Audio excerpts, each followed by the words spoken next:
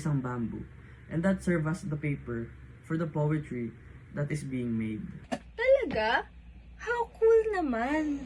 Di lang yun.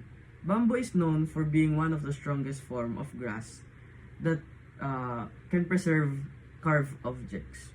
In short, kayang-kaya nito i-preserve ang mga poems and history that is being carved in the bamboo, which is yun nga, known as the Mangyan poetry.